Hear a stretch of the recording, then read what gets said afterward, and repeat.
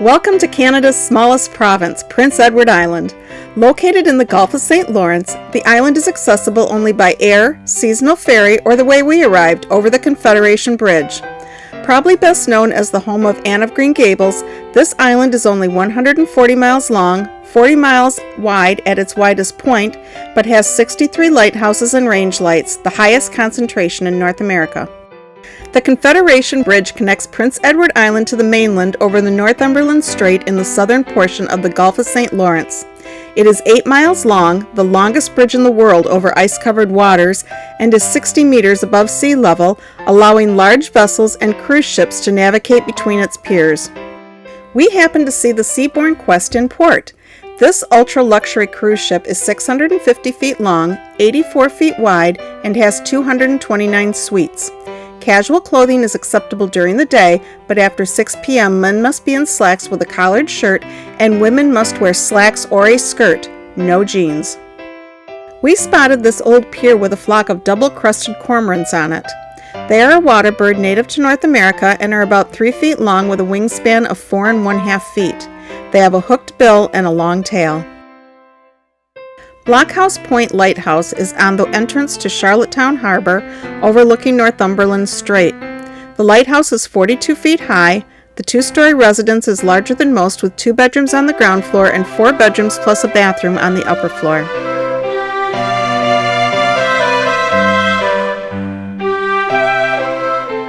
The DeSable Free Church of Scotland was built in 1855 and is a rural maritime vernacular church built in the meeting house style. The church seats 500, has pointed arch Gothic windows. The wood-shingled hexagonal spire with 8 gabled niches and a Scottish thistle motif on top of the weather vane are defining elements.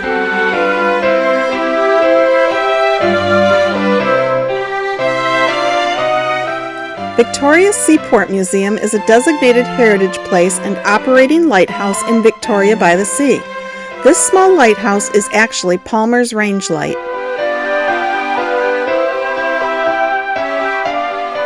The Port Warden Front Range Lighthouse was built in 1917 and sits near the Confederation Bridge and railway station.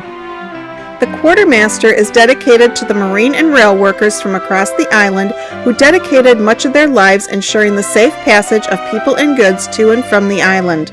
Their names are inscribed around the monument. The Confederation Bridge took 4 years to build and employed more than 5,000 workers. The Borden-Carleton Railway Station was built in 1916.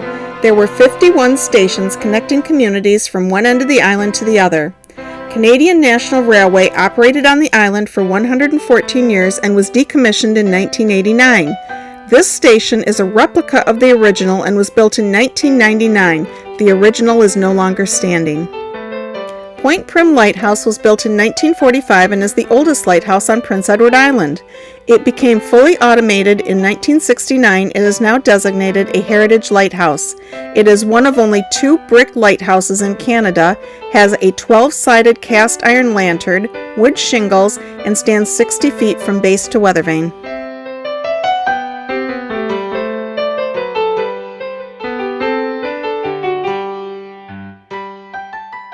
Wood Island's lighthouse is located on the southernmost port of the island along the Northumberland Strait. The 8-room structure began operation November 1, 1876. The lighthouse is 40 feet tall and the residence has a total of 6 bedrooms, kitchen, and sitting room.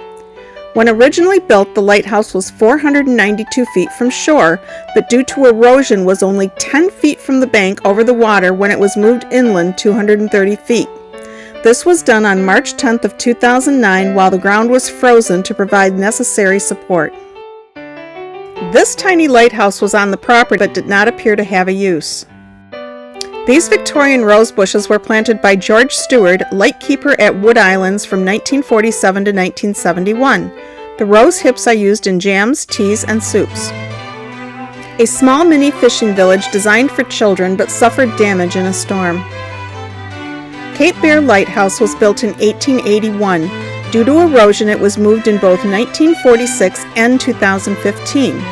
The lighthouse stands 40.7 feet tall, was useful spotting German U-boats during World War II, and on April 14, 1912 received the first distress signal in Canada from the Titanic as it was sinking off the coast of Newfoundland, which was not yet part of Canada. You can see a range light on the shore.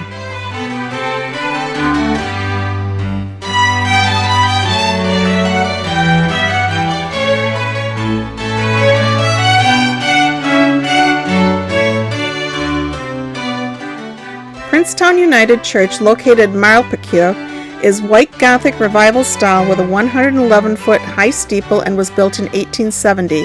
The statue on the grounds is a war memorial in memory of the brave and noble sons who gave their lives for home, empire, and freedom in the War of 1914 to 1918 and lists 16 names.